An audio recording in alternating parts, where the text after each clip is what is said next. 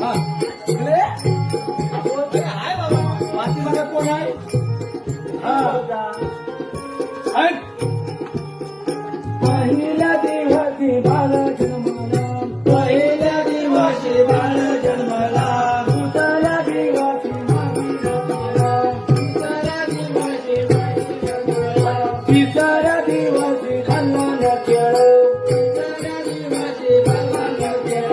चौथ्या दिवशी हगलं पाताळ गोपाला जोडलं चौथ्या दिवशी हगलं पाताळ गोपाला जोडलं